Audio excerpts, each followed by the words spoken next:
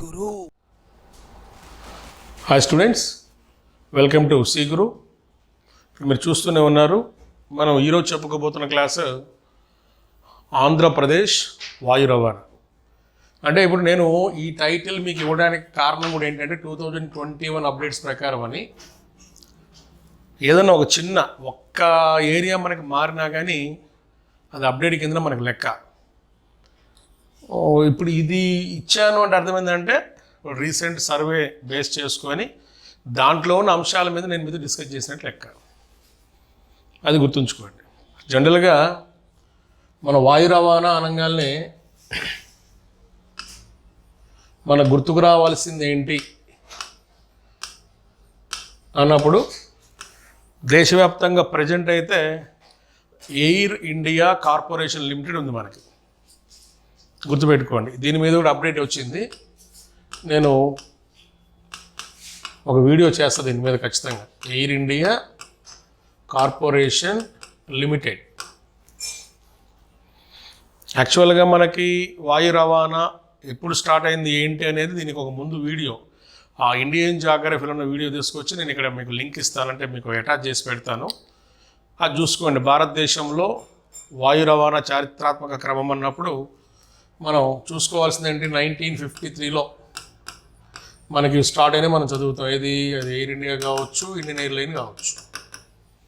దీనికోసం ఏర్పాటైన కమిటీ ఏంటి అంటే రాజ్ అధ్యక్ష కమిటీ. అయితే మీరు మర్చిపోకూడదు, ఎందుకంటే బేసికల్ థింగ్స్ ఇవి. ఓకే, కానీ ఇప్పుడు మనం చదవబోయేది ఏంటి, ఆంధ్రప్రదేశ్లో ఉన్నటువంటి వాయు రవాణా వివరాలు మనం చదవబోతున్నాం. అది చదువుకునేటప్పుడు ఇప్పుడు మనకి ఏపీలో వాయు రవాణాకు సంబంధించి శిఖరాగ్ర సంస్థ ఏంటి, ఇది మనకు కావాలి. అంటే ఏపీలో వాయు రవాణాకు శిఖరాగ్ర సంస్థ ఏంటి, ఇండియాలో వాయు రవాణా శిఖరాగ్ర సంస్థ ఏంటి. ఇండియాలో అంటే ఏఐ వస్తుంది, ఎయిర్పోర్ట్ అథారిటీ ఆఫ్ ఇండియా వస్తుంది. మనకేంటి సార్ అంటే Andhra Pradesh air development corporation of India limited, ADCL అంటాం. అంటే మీకు ఇది చెప్పడం కంటే కూడా చూపించడం అనేది మంచి పద్ధతి. ఇదిగోండి, ఇది ఏపీఏడిసిఎల్, ఏపీఏడిసిఎల్ Andhra Pradesh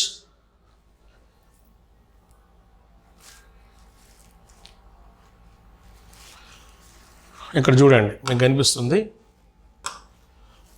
Andhra Pradesh airports development corporation limited.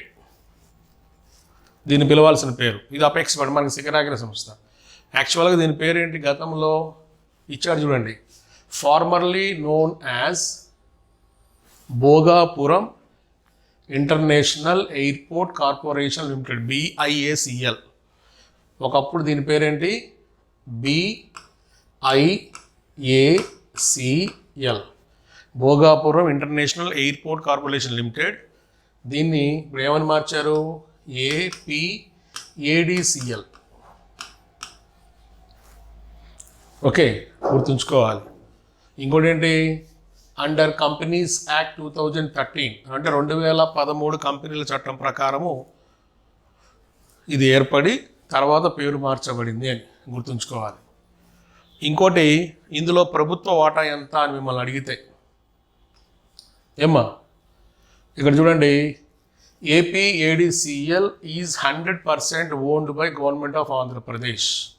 గుర్తుంచుకోవాలి ఏంటి, 100%, 100కి 100% ప్రభుత్వ అధీనం లేదు, ఆంధ్రప్రదేశ్ ప్రభుత్వ అధీనంలో ఉన్నది అని. ఇంకా లోపలికి వెళ్ళినప్పుడు మనకి మీకు ఏవియేషన్ పాలసీ చూపించినప్పుడు మిగతా నేను చెప్తాను. గ్రీన్ఫీల్డ్ ఎయిర్పోర్ట్ సంబంధించిన వివరాలు ఏ విధంగా ఉన్నాయి ఏంటి అనేది ఇక్కడైతే ఇచ్చాడు. ఏంటి, భోగాపురం ఒకటి, కుప్పం ఒకటి, ఓర్వకల్లు, దగదర్తి. మన పాలసీలోకి వెళ్ళినప్పుడు మనం చూడొచ్చు. నెక్స్ట్ ఇంకోటి, ఇది మొత్తం మీరు చదవాల్సిన అవసరం ఏం లేదు. ఇప్పుడు ఇదేంటి నేను మీకు చూపించింది, ఇది ఒక సైట్, అఫిషియల్ సైట్. ఏది, ఏపీఏడిసిఎల్.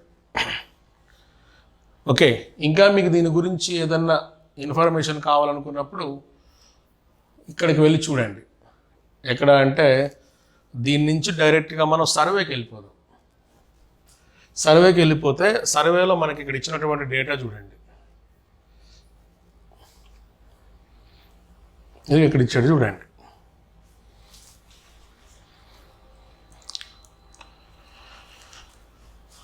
ఆంధ్రప్రదేశ్లో ఉన్నటువంటి ఆపరేషనల్ ఎయిర్పోర్ట్స్, అంటే ఆంధ్రప్రదేశ్లో ప్రస్తుతం రన్నింగ్లో ఉన్న ఎయిర్పోర్ట్స్ అని చెప్పి మనకి ఇక్కడ వివరాలు ఇచ్చాడు. జాగ్రత్త చూడండి ఏమేమి ఇచ్చాడు చూడండి. ఇక్కడ డొమెస్టిక్ ఎయిర్పోర్ట్స్ అని ఒక లిస్ట్ ఇచ్చాడు, అలానే ఇంటర్నేషనల్ ఎయిర్పోర్ట్స్ అని ఒక లిస్ట్ ఇచ్చాడు. వాడు ఇక్కడ పేరుకి 600 కానీ మీరు లెక్క పెడితే 7 కనిపిస్తాయి. డొమెస్టిక్లో మనకి ఏం చేశాడు, రాజమండ్రి, కడప, ఓర్వకల్లు, అలానే పుట్టపర్తి.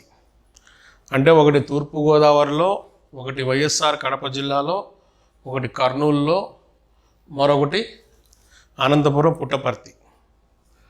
ఇంకా ఇంటర్నేషనల్ అన్నప్పుడు విశాఖపట్నం అంటే విశాఖ జిల్లా, విజయవాడ అంటే కృష్ణా జిల్లా, తిరుపతి చిత్తూరు జిల్లా. అంటే ఇప్పుడు మనం విడదీసుకొని చూసుకుందాం.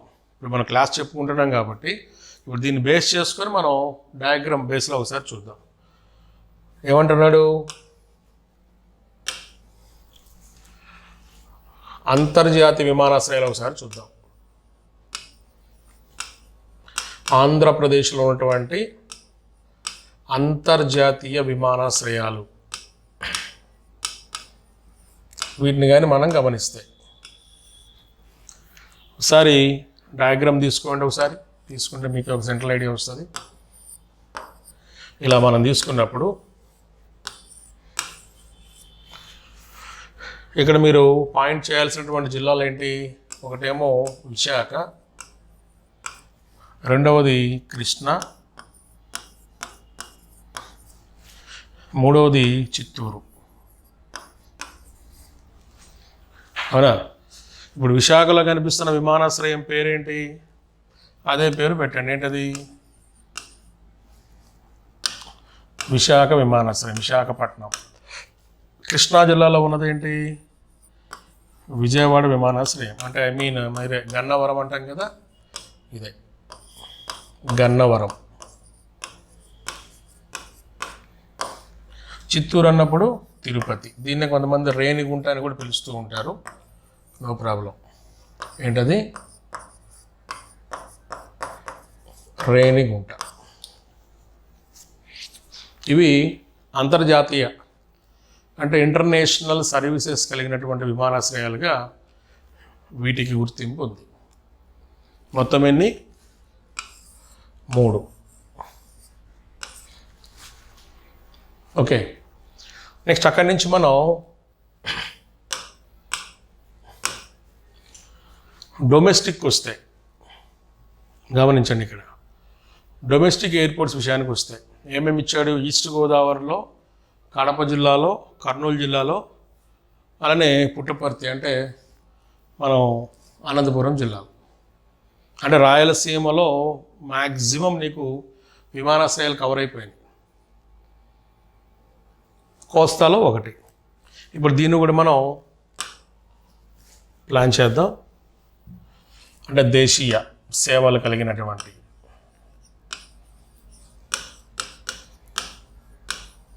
దేశీయ సేవల విమానాశ్రయాలు ఏంటి, జాగ్రత్తగా గమనిస్తే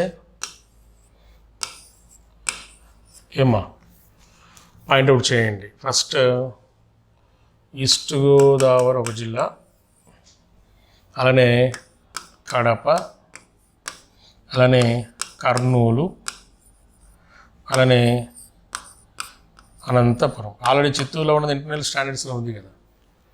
ఇప్పుడు ఈస్ట్ గోదావరిలో కనిపించే విమానాశ్రయం పేరేంటి, రాజమండ్రి.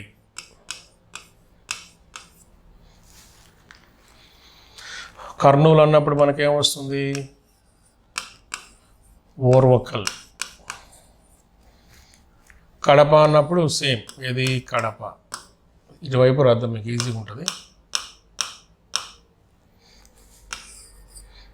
కడప. అనంతపురం అన్నప్పుడు పుట్టపర్తి. ఇవి డొమెస్టిక్ ఎయిర్లైన్స్. అయితే ఇక్కడ మీరు ఈ సర్వేతో పాటు మన ఏపీకి సంబంధించినటువంటి, దేశానికి సంబంధించినటువంటి సివిల్ ఏవియేషన్ పాలసీ ఒకటి ఉంది. అది కూడా మీరు ఒకసారి గమనించాల్సి ఉంటుంది.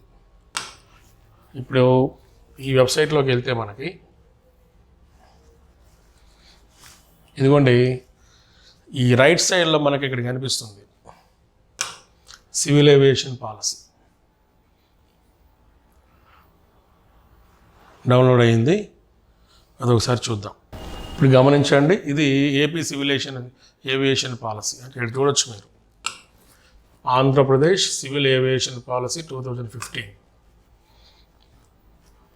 ఓకే, జూన్ 22న ఇది రిలీజ్ అయింది. అయితే ఇది మొత్తం అంత చదవాల్సిన అవసరం లేదు, మనకు కావాల్సినటువంటి డేటా మనం తీసుకుందాం. ఇదిగోండి పాలసీ. మనకు కావాల్సిన డేటా ఏంటి? పట్టికల రూపాలు ఇచ్చాడు, జాగ్రత్త చూడండి.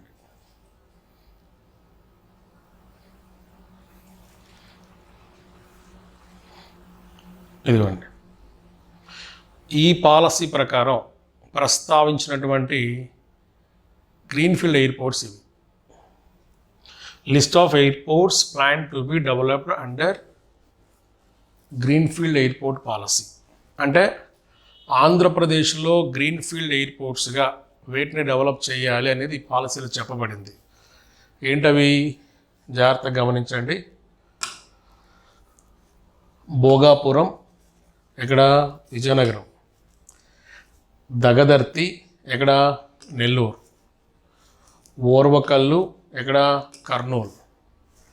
కుప్పం, ఎక్కడ? చిత్తూరు. తాడేపల్లిగూడెం, ఎక్కడ? వెస్ట్ గోదావరి. ఒంగోలు, ఎక్కడ? ప్రకాశం. అంటే ఇక్కడ మీరు జాగ్రత్తగా గమనించినట్లయితే రాయలసీమలో మీకు 2 కనిపిస్తాయి. ఏది? Greenfield airports.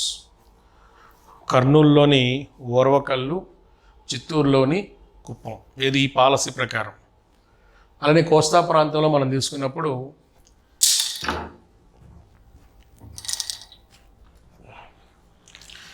విజయనగరంలో భోగాపురం, నెల్లూరులో దగదర్తి, వెస్ట్ గోదావరిలో తాడేపల్లిగూడెం, అలానే ప్రకాశంలో ఒంగోలు. వీటిని కూడా నేను ఒకసారి మ్యాప్ మీద తీసుకొని వస్తాను, చూడండి, మీకే తెలుస్తుంది.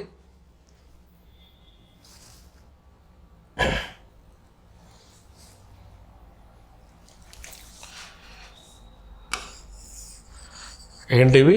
గ్రీన్ఫీల్డ్ ఎయిర్పోర్ట్స్ కదా. ఫస్ట్ మనం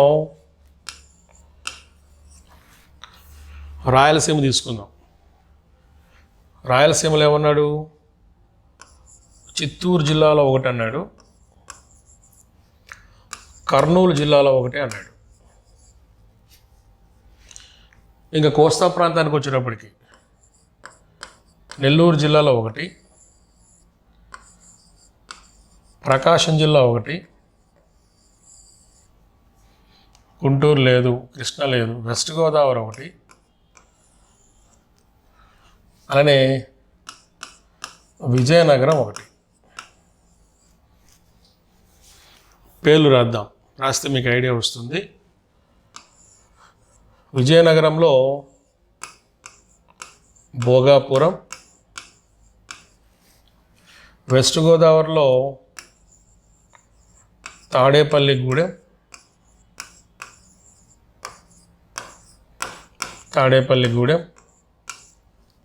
ప్రకాశం జిల్లాలో ఒంగోలు, నెల్లూరులో దగదర్తి, చిత్తూరులో కుప్పం, కర్నూలులో ఓర్వకల్లు. ఏంటవి ఓర్వకల్లు. అయితే తర్వాత కాలంలో ఈ భోగాపురం ఉంది కదా, దీన్నే ఏంటి అపెక్స్ బాడీకి ఇప్పుడు మనం ప్రకటించుకున్నాం. దీని ప్లేస్లోనే మనకేమొచ్చింది, ఏపీఏడిసిఎల్ వచ్చింది. మీకు మళ్ళీ ఒకసారి చూపిస్తాను, వెబ్సైట్ వర్క్ చేస్తే మీకే తెలుస్తుంది. యాక్చువల్గా సివిల్ ఏవియేషన్ పాలసీ 2015 ప్రకారము ప్రస్తావించినటువంటి గ్రీన్ఫీల్డ్ ఎయిర్పోర్ట్స్ ఇవి దేశవ్యాప్తంగా అంటే మన ఆంధ్రదేశ వ్యాప్తంగా అనుకోండి, అంటే మన ఆంధ్రప్రదేశ్ వ్యాప్తంగా, మళ్ళీ కన్ఫ్యూజ్ కాదు, దేశం అంటే ఇండియా అనుకోవద్దు. అయితే ఇప్పుడు ఇలా ఉంది కదా, ఇప్పుడు ఈ సర్వే దగ్గరికి వచ్చినప్పటికి ఏమైపోయింది, ఆ గ్రీన్ఫీల్డ్ ఎయిర్పోర్ట్స్ ఉన్నాయా, వాటి వర్క్ నడుస్తుందా అంటే వాటి ప్రస్తావన తీసుకొని వచ్చింది. చూడండి, ఇక్కడ చూస్తే మీకే తెలుస్తుంది. ఇక్కడ చూస్తే ఇదిగోండి,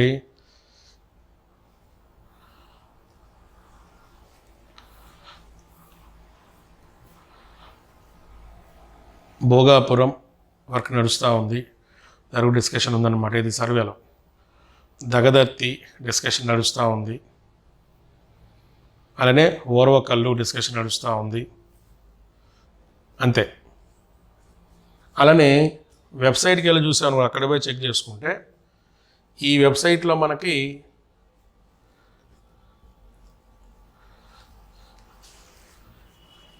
ఇక్కడ కూడా మనకి గ్రీన్ఫీల్డ్ ప్రాజెక్ట్స్ అని సపరేట్గా ఇచ్చాడు. ఇక్కడ చూడండి, ఇక్కడ గ్రీన్ఫీల్డ్ ఇంటర్నేషనల్ ఎయిర్పోర్ట్ విజయనగరం, ఏది భోగాపురం, ఇది ఒకటి. Greenfield airport at Dagadarthi SPSR శ్రీపోర్ట్ శ్రీరాములు నెల్లూరు జిల్లా, దాని వివరాలు ఇచ్చాడు ఇక్కడ. అలానే ఓర్వకల్ గ్రీన్ఫీల్డ్, ఇది ఇంకా అప్కమింగ్లో ఉంది, ఏదైనా అప్డేట్ అయితే పెడతా అన్నా. అంటే మనం కుప్పము ఈ వివరాలన్నీ ఇక్కడ ఇచ్చాడు. యాక్చువల్గా హోమ్లోకి వెళ్ళినప్పుడు నువ్వు చూడొచ్చు, ఏది భోగాపురం ఇచ్చాడు, కుప్పం ఇచ్చాడు, ఓర్వకల్ ఇచ్చాడు, దగదర్తి ఇచ్చాడు. ఇంకా కుప్పం ఇంకా ఇనిషియేట్ కాలేదు, వర్కులు స్టార్ట్ అవ్వలేదు. ఓకే, ప్రజెంట్ ఇప్పుడున్న ప్రాజెక్టుల ప్రకారం మనం తీసుకుంటే ఇవి ఉన్నాయి. ఏంటి సార్ అంటే ఇదిగోండి, విజయనగరం ఒకటి, అలానే దగదర్తి ఒకటి నెల్లూరు, ఓర్వకల్ కర్నూలు ఒకటి. కాబట్టి ఇక్కడ నేను క్రాస్ చెక్ చేసుకుంటే చెప్తున్నా. అంటే ఏంటి, అఫిషియల్ వెబ్సైట్ తీసుకుంటున్నాం, అదేవిధంగా మనం సర్వే తీసుకొని చదువుకుంటూ ఉన్నాం. ఏమా, ఈ సర్వే చదువుకున్న తర్వాత ఈ సర్వేతో పాటు అంతకుముందున్నట్టు సివిల్ ఏవియేషన్ పాలసీ కూడా తీసుకొని చదువుకుంటూ మనం ఉన్నాం. ఇక్కడ ఎక్కడ నీకు ప్రశ్న మిస్ అయ్యే అవకాశం ఉండదు. ఓకే, ఇప్పుడు ఈ పైన ఇచ్చింది మొత్తం ఏంటి సార్ అంటే జస్ట్ కార్గో ట్రాఫిక్ గురించి, ప్యాసింజర్ ట్రాఫిక్ గురించిన వివరాలు ఇవన్నీ ఇక్కడ మీకు అర్థమైపోతుంది. అంటే ఎక్కువగా వర్క్ బాగా నడుస్తున్నవి అన్నప్పుడు ఇవి వస్తాయి. వైజాగ్ ఒకటి, తిరుపతి ఒకటి, విజయవాడ ఒకటి, రాజమండ్రి ఒకటి బాగా. ఇంకా రాయలసీమలో అనగానే టక్కన తిరుపతి పేరు చెప్పాలి. కోస్తాలో వైజాగ్ బాగా ఫేమస్, ఇటీవల కాలంలో విజయవాడ కూడా బాగా రద్దీగా మారింది, దాంతోపాటు రాజమండ్రి. కొద్ది జాగ్రత్త చూసుకోవాలి అది. కానీ ఈ పాలసీ కూడా మనం చదివేసినట్లే. అంటే ప్రతిదీ కూడా అండి, ఇప్పుడు నేను ఈ పబ్లిక్ డొమైన్లోకి వచ్చి ఇట్లాంటి క్లాసులు మీకు చెప్పేటప్పుడు ప్రతిదీ నేను క్రాస్ చెక్ చేసుకున్న తర్వాతనే మీ దాకా నేను సబ్జెక్ట్ తీసుకొని వస్తున్నా. ఇవన్నీ ఏంటి సార్ అంటే మనం ఎవరైతే ఏపీ ఎకానమీ వీటి మీద కూర్చొని ఉంటారో వాళ్ళకి అవసరం. ఇప్పుడు మనం జియోగ్రఫికల్ పాయింట్ ఆఫ్ వ్యూలో మనం చదువుకున్నప్పుడు మిగతా మనకు అనవసరం ఇవన్నీ. కాబట్టి ఇది ఎనీ డౌట్, మీకు ఏదన్నా ఇబ్బంది ఉన్నప్పుడు దయచేసి ఇక్కడికి వెళ్ళి చదువుకోండి. ఇక్కడికి ఏపీఏడిసిఎల్కి వెళ్ళి చదువుకుంటే చాలు. ఇంత ఆథెంటిక్ డేటా నీకు అంత సులభంగా లభించదు, అది అంత సులభంగా లభించదు. ఇప్పుడు నువ్వు సార్ మీ జాగ్రఫీ బుక్ కావాలి, మీ జాగ్రఫీ బుక్ కావాలంటున్నా కూడా అది కూడా ఇస్తా. లాక్డౌన్స్ అంతా అయిపోవాలి, అయిపోయిన తర్వాత ఎంత ఈ ఆథెంటిక్ డేటా తీసుకున్న తర్వాతనే మేము మంచిగా బుక్ రిలీజ్ చేస్తాం. కాబట్టి ఆంధ్రప్రదేశ్ వాయు రవాణా అన్నప్పుడు జాగ్రత్తగా మీరు వర్క్ చేస్తే ఏమ్మా, ఇక్కడి నుంచి ఇది భారతదేశంలో అనుక్రమం ఎట్లాగో నేను మీకు తెలుపుతాను, అంటే చారిత్రాత్మక క్రమం. కానీ ఏపీలో శిఖరాగ్ర సంస్థ అన్నప్పుడు మాత్రం ఏపీఏడిసిఎల్ చూసుకోండి. దాంతోపాటు ఆ ఏపీఐడిసి గురించి చదువుకుంటూ ఇంటర్నేషనల్ స్టేటస్లో ఉన్నవి ఇవి మెయిన్. విశాఖ, కృష్ణా, చిత్తూరులో. విశాఖలో విశాఖపట్నం, కృష్ణా జిల్లాలో విజయవాడ అంటే కన్నవరం, చిత్తూరు అంటే తిరుపతి, రేణిగుంట. డొమెస్టిక్ అన్నప్పుడు ఇవి వస్తాయి. ఈ విదేశీ సేవలు ఏది కర్నూలు ఓరవకల్లు, కడపలో కడప, అనంతపురం ఇవి చూడండి కొత్తగా కనిపిస్తుంది మీకు ఇప్పుడు ఇక్కడ. కానీ మీకు ఎక్కడ ఏవియేషన్ పాలసీలు వీటి ప్రస్తావన కూడా లేదు. అంటే ఈ క్రమంలో మీరు ఇంకోటి కూడా చదువుకోవాలి. ఏది మన దేశానికి సంబంధించినటువంటి ఒక పాలసీ ఉంది, ఉడాన్. ఉడే దేశ్ కా ఆమ్ నాగరిక్ అని ఒక పాలసీ ఉంది.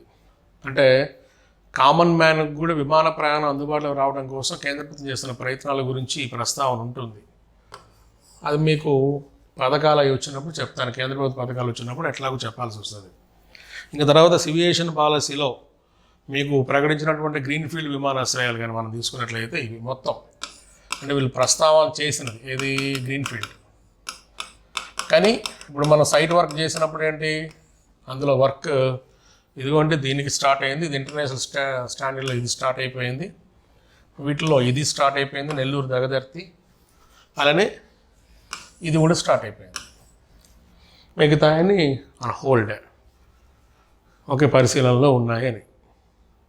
ఇది వాయు రవాణాకి సంబంధించి ముఖ్యంగా ఆంధ్రప్రదేశ్ వాయు రవాణాకి సంబంధించినటువంటి అప్డేట్స్. దీనికి నేను మీకు ఇండియన్ జియోగ్రఫీ ఉన్నటువంటి భారతదేశం వాయు రవాణా చారిత్రాత్మక క్రమం ఉంది కదా, అది కూడా నేను మీకు అటాచ్ చేస్తాను. ఎన్ని అప్డేట్ ఉన్నా కానీ దీంట్లో ఇచ్చుకుంటూ వస్తాను. ఓకే, అది కొద్దిగా మీరు ప్లాన్ చేసుకుంటే మీకు ఈజీగా అనిపిస్తుంది. ఇక్కడ మనం ఏంటి ఇది చదువుతున్నాం, దీంతోపాటు ఏపీఐడిసిఎల్ గురించి చదువుకుంటున్నాం, దీంతోపాటు సర్వేను కూడా బేస్ చేసుకొని మనం వర్క్ చేసాం. అవునా, ఏది 2021. దీంతోపాటు సివిల్ ఏవియేషన్ పాలసీని కూడా తీసుకొని మనం చదువుకున్నాం. ఇంతకంటే మనకేం కావాలమ్మా? ఈ పాలసీని మనం తీసుకొని చదువుకునేది కాబట్టి. అంటే పక్కా అప్డేట్స్ ఉంటాయి మన సీగూరు నుంచి, ముఖ్యంగా నేను చెప్పే క్లాసులు అయితే.